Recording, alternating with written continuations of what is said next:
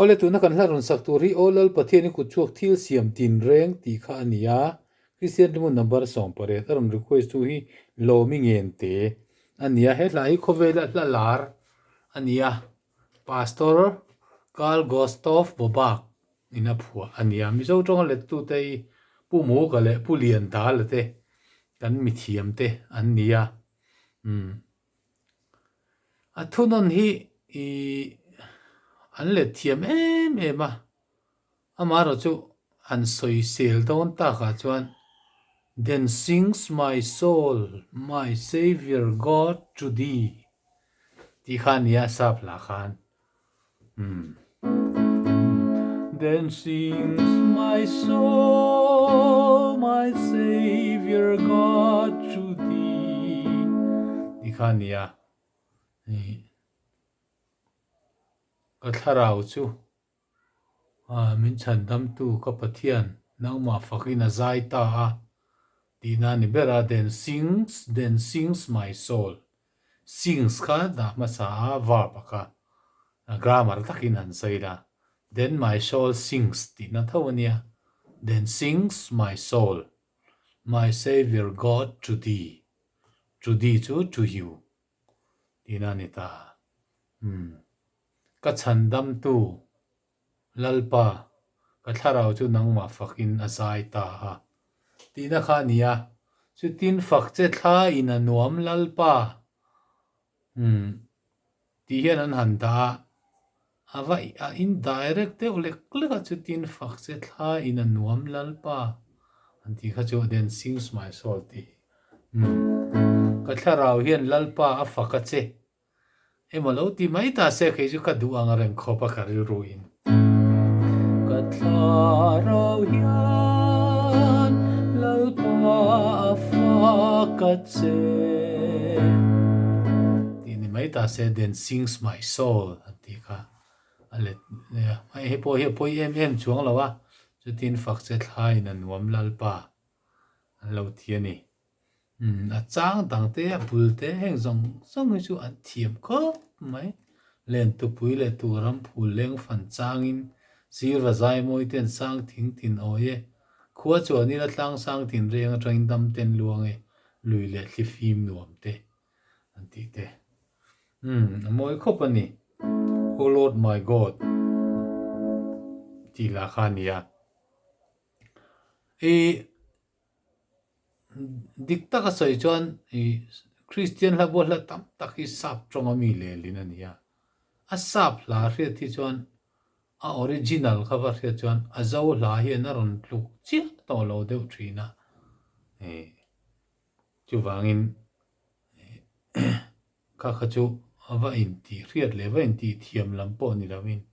la re chu ni se la mi zo la po en ti nan trong tangin lo let ta se la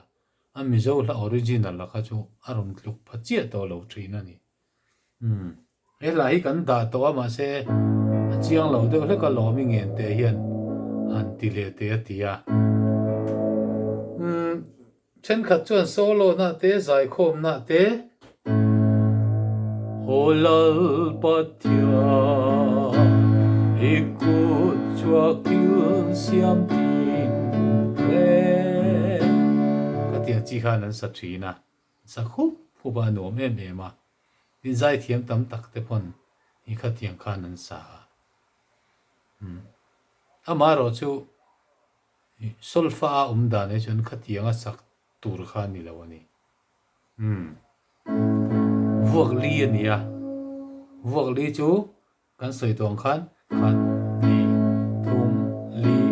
khat ni thum li ka tiang chi khania chu wangin Lal Pathian kutchhuak thilsiam tinreng ka tiang chi khan sak tu la ni one true ang te pon a then chu nan lo re ma Lal Pathian kutchhuak thilsiam tinreng rem ve thei thawa poi em chuang lawa mi na thiam dan ani chuan a maro chu Christian la bua solfa dan tak hi chuan vuak li khan rem tu ani le chang khan le chang ni na yan sai la tok mai ome a kidik ta ki si ania not khat le chan vein kan hnia manga e ki in kan sa don ani Lal Pathian kutchhuak thilsiam tinreng don sang in ma ti in kalu khatri zan tiang si ar zo zai le chung khop ri I thil ti thei bo ruak za valang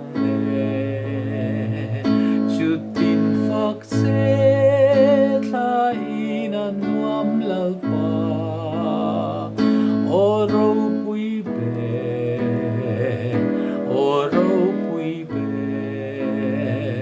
chu tin phak se tha in an nuam lal pa o ro pui be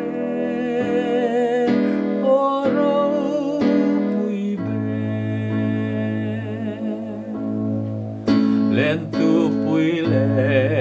tu gram puleng fan changin sirva zai boy ten sang thing tin oe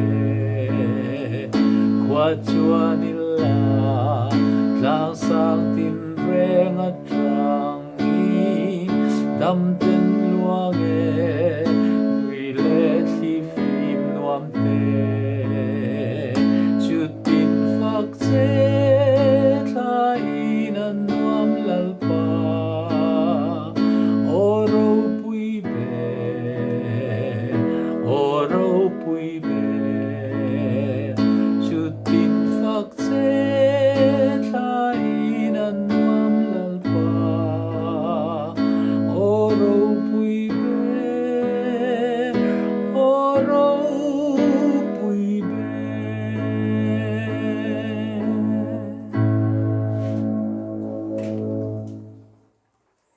WhatsApp la hian a phua tu phua dan tak hian chang khan le thun hin sa ve re la ta home Oh Lord my God when I in awesome wonder consider all the works thy hands have made I see the stars I hear the roaring thy power throughout the universe displayed. Then sings my soul, my Savior God, to thee. How great thou art, how great thou art. Then sings my soul, my Savior God, to thee. How great thou art, how great thou art.